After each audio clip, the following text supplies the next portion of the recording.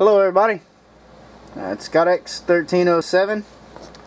I am going to do a special video today.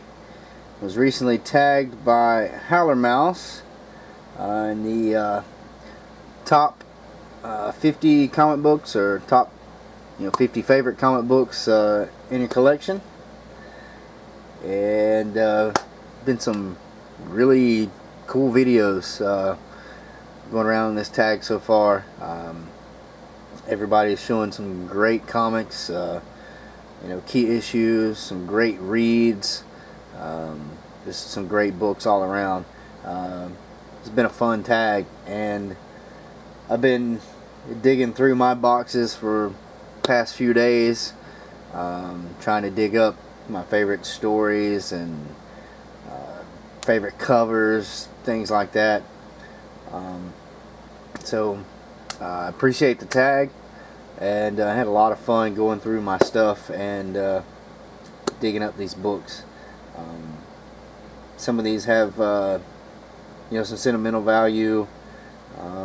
Some are just great covers, a few key issues, and many of them are just some of my favorite stories to read.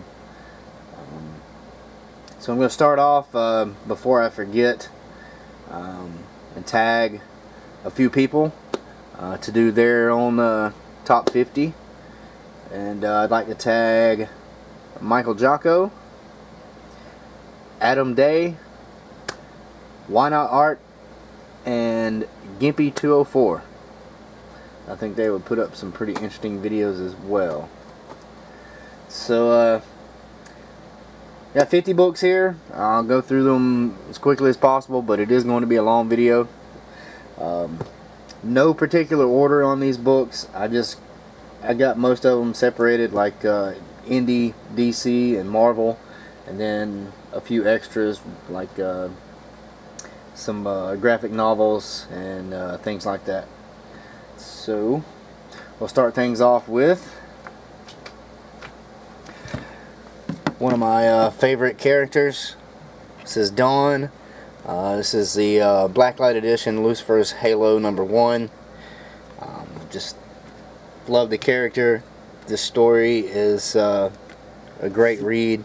It's a 6-issue miniseries, and anyone interested in reading up on some Dawn, I definitely recommend that miniseries, Lucifer's Halo. It's a great read, and great character, and that's just an awesome cover. I'll follow that up with Drama #1. This is the first color appearance of Dawn.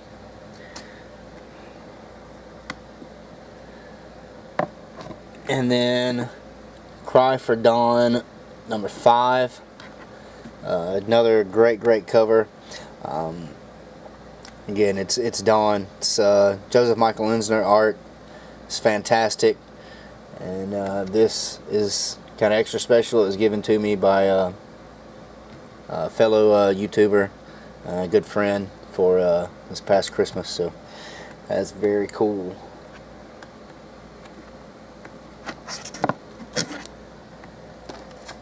Next, these are a couple of books that picked up in, it was kind of my earlier years of collecting. I was about 13 years old or so.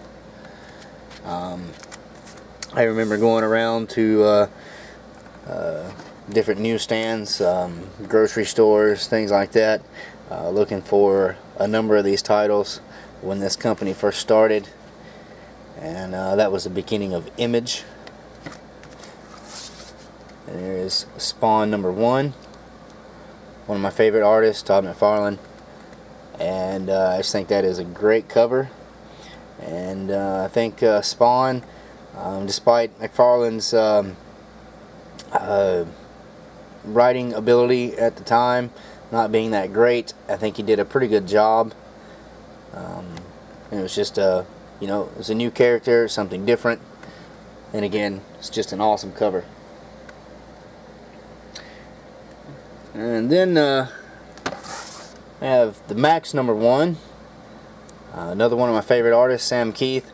And this book, I really love this book. The story of Max and Julie in and out of the dream world, or they call it the Outback, combined with Sam Keith's art. I thought it was a really great title. And that's another fantastic cover as well. So, and those were like my two favorite Image books from the early days, so had to put those in this group. Next, this is one of my favorite covers of all time. It's Rye #0. I've had this since the early 90s when it came out, and it's the first appearance, or one of the first appearances of Bloodshot. But I always liked Rye, and the earlier Valiant issues are actually really good reads. Some of the art isn't that great, but the stories are pretty damn good, so glad to have that book. I've had that for a while. Next is a book I picked up just a few years ago, and this has got some fantastic art. Anyone who's a fan of Bernie Wrightson, I definitely recommend picking up something done by this creator. His name is Jeremy Bastian, and this is Cursed Pirate Girl #1. And I was lucky enough to get this signed at Heroes Con last year. And super detailed artwork is just incredible. And then Jeremy Bastian was a very nice guy, very cool to talk to. And story's pretty good. Unfortunately, that's the only issue that I have. It's fairly hard to pick up. But it is, this one issue is pretty good. And speaking of Bernie Wrightson, Frankenstein Alive Alive. This is issue #2. Still don't have issue #1. There's only 3 issues out. I have issue 2 and 3. It's written by Steve Niles with fantastic Bernie Wrightson artwork in black and white. It's actually a really good story. It's kind of a different little retelling of the origin of Frankenstein's monster. It's told from his point of view, and just kind of gives you a different outlook on that character. It's very cool, and it's just super detailed Bernie Wrightson art. It's a fantastic book. And again, I was lucky enough to get this one signed by Mr. Wrightson at Heroes Con last year. It's a fantastic book. It's a great read.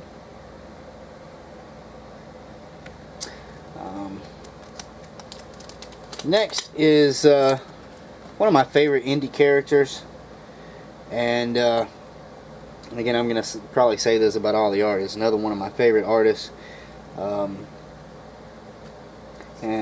This book, I was lucky enough to get this from Tom Ryan. Traded some books back and forth. This is Nexus #1 from Capital Comics. This was, I believe, the first color issue, and it was just great to get this. It's the first time I had seen any of the Capital Comics issues, the first comic series, the company first comics. I find those, a good bit, but this is really cool to get. This is pretty early Nexus, great Steve Root art. And then Tom was gracious enough to get this signed at a local convention just a couple of months back. So that's a great Steve Root signature. And Nexus is a great character, really cool. I think he has one of the best costume designs in comics. And I highly recommend to anyone to pick up some Nexus books, especially the Steve Root issues. It's great art, and really good reads too.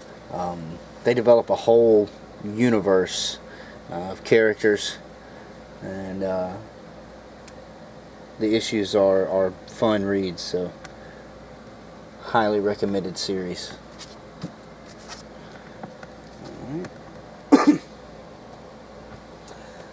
Next, well, this is a fairly newer book, but this mini-series just kind of, I don't know, it got me.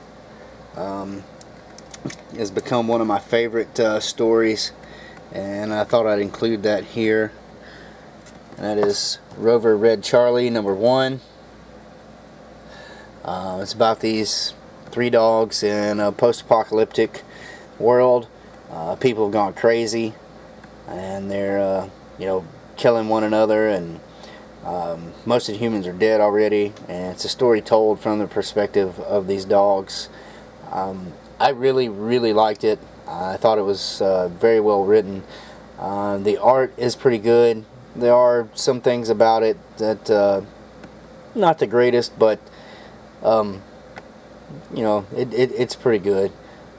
But the story itself, the things that these dogs go through, it's all about friendship and bonding and sticking together. It's just a fantastic read. Another one I highly recommend. It's a 6-issue miniseries, and it's definitely worth picking up, and you can still pick it up pretty cheap.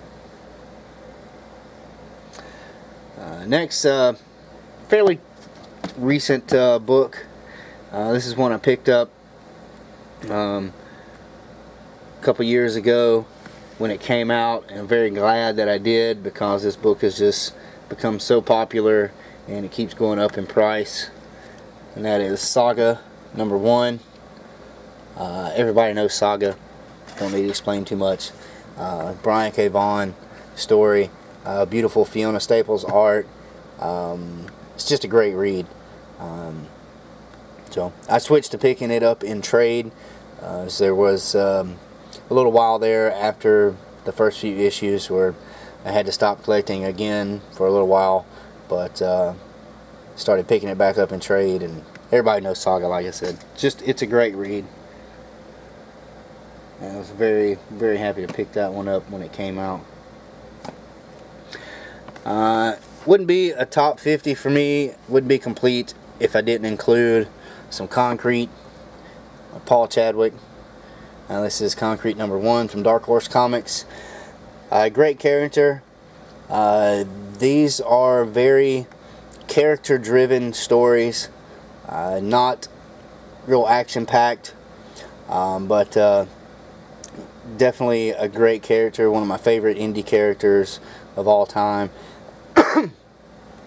Highly recommended. You pick up some Concrete. I don't think you'll be disappointed if you like good stories. There's a lot of political and environmental aspects to the stories, but it's just very character driven, and they've all been great reads. So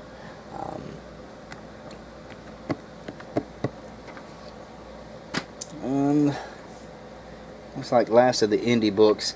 This is a book I picked up years ago. I don't know, mid-90s or something.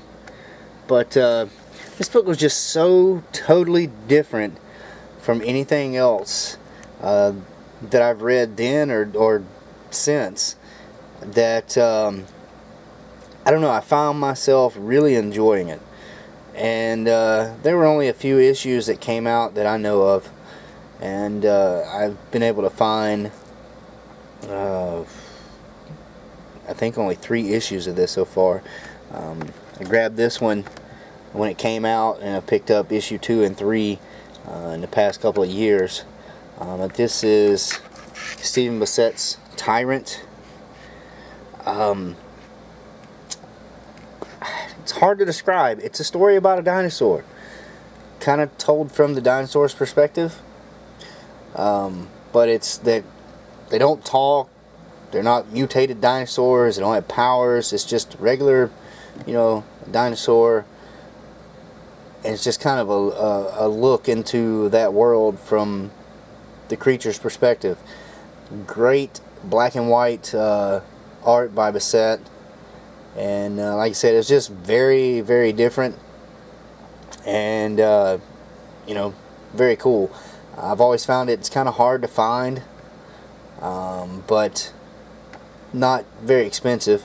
Just, I guess, being an indie book, lower print runs, don't come across them very often, but very cool, very cool. Okay. Alright, on to some DC books. You can see, you'll see from the condition of this book, I've had this since it came out in the 90s. Really like this story. It's an Elseworlds. It is Superman speeding bullets. You can see the spine creases there. It's been read a number of times. This is the story of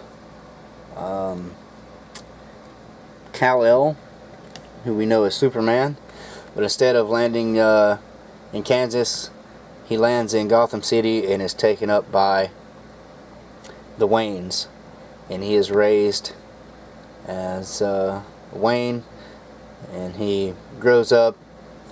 From there, it's kind of the same origin for Batman. His parents are killed, and he becomes Batman, but he has all of Superman's powers. And of course, by the end of the story, spoiler alert, by the end of the story, you know, things kind of change, and he ends up becoming Superman at the end. But it's just a very different take, and some great art by Eduardo Barreto, and just so totally different origin for Superman and Batman both. And I think it kind of shows why the DC world wouldn't be complete without a Superman, and in a way without a Batman as well. Just, it's a very good read. Most of the Elseworlds titles are, and I think that was like one of the first Elseworlds books that I picked up. Next, kind of cheating here, but it's all one story. It's the Batman Grendel, number 1 and 2, Devil's Riddle and Devil's Mask. This is what introduced me to Grendel, and this is a fantastic read. Great Matt Wagner art, and it really showcases both characters well. And I don't know, Grendel just seems to fit in the world of Batman. They just seem like they were made to have a crossover. They blend together perfectly.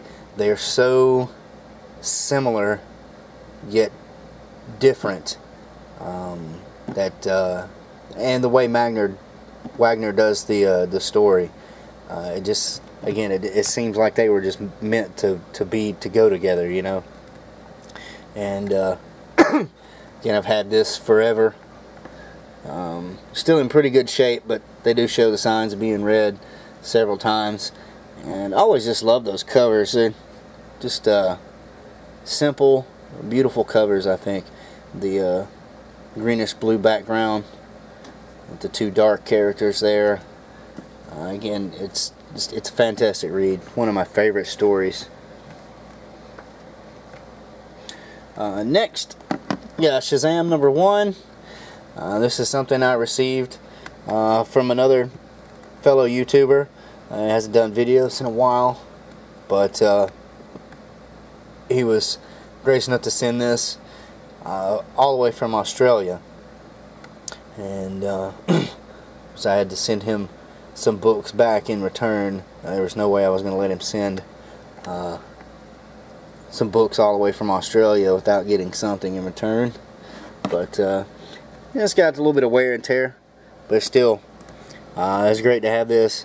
I always liked Shazam since I was a kid, and it was very cool to get this as a gift from someone who become a pretty good friend. Alright, next, probably my all-time favorite artist, and I'm sure that goes for a number of people, Jack Kirby.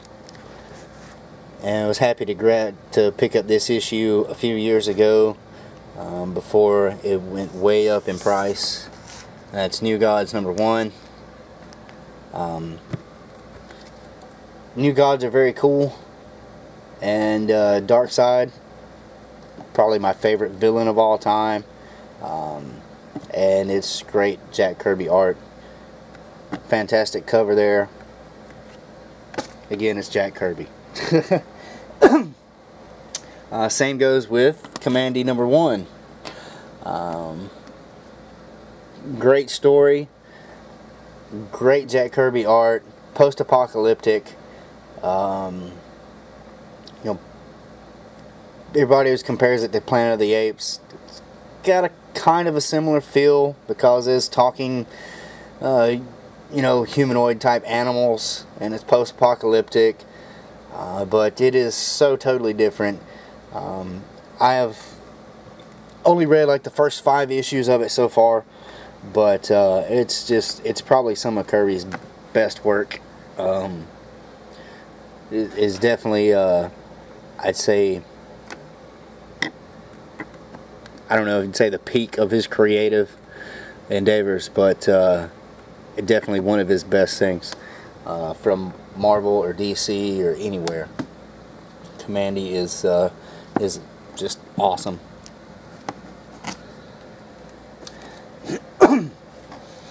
Alright, next, the Superman #199, featuring a race between Superman and the Flash.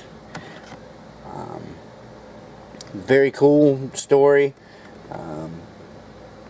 It's awesome to see the two characters, you know, racing. And also, I won this in a contest from here on YouTube, which was very, very cool.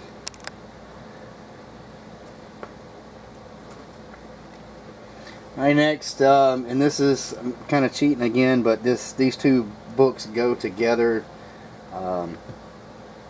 When DC did the Crisis on Infinite Earths in the mid-80s, there were several of their titles that they ended and restarted, and this was the last issue of the long-running Superman series. And they continued Action Comics with the same numbering, but this is the last issue in that era. This is Superman 423, and then Action Comics 583. The stories are written by Alan Moore, art by Kurt Swan, George Perez, and it's the last story of Superman.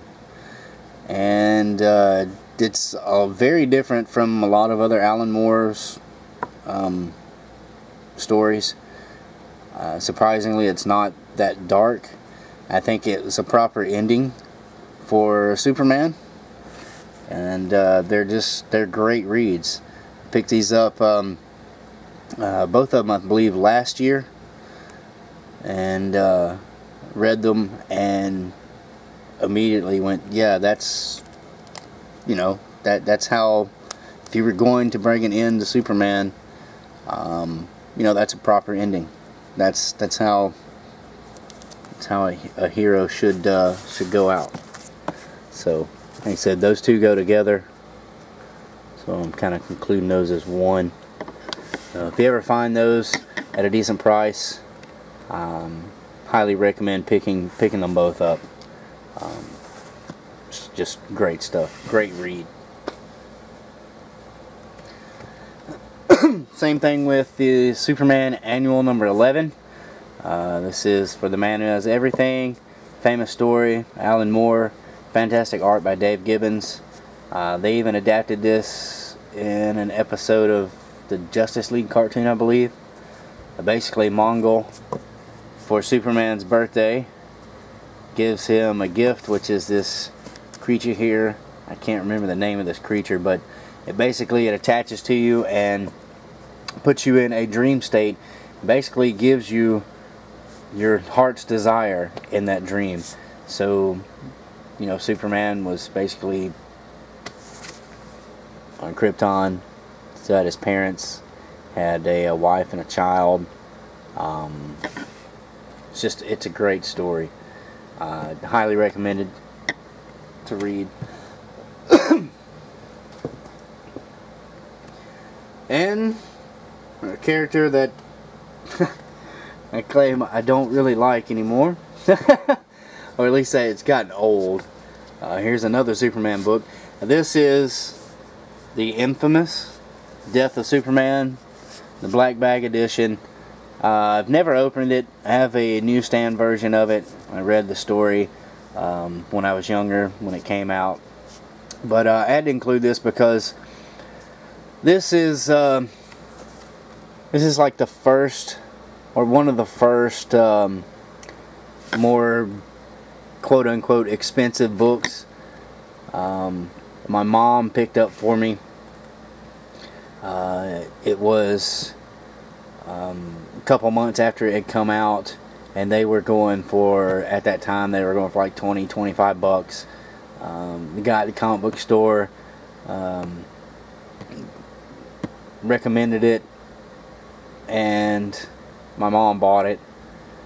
I'm sure something was said about it, you know, being the next, you know, 20, 30 years from now, it's going to be a $10,000 book or something like that. I think it still guides for maybe 20 bucks at most. You can pick them up for a lot less than that on eBay. But again, and he gave my mom a deal. She didn't pay $20, $25 for it, but I think it was like $15, $16.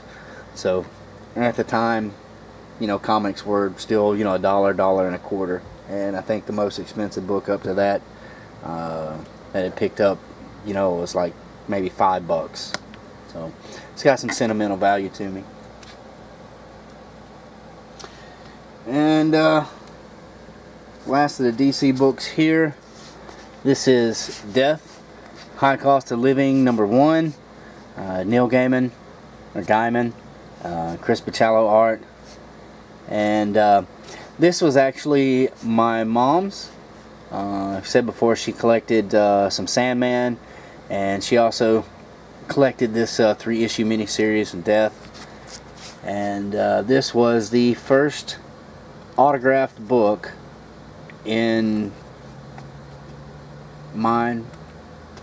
her collection, which she gave to me a few years ago. This is signed by the artist, Chris Bachalo. And I believe it was the first autographed book that I had before I went to conventions, started going to some conventions in the early 2000s. So it's a great read, great artwork inside, good little story about death from DC, and it's got that sentimental value of you know, coming from my mom. So that book is in my short box of favorites. A lot of these books came out of that box as well.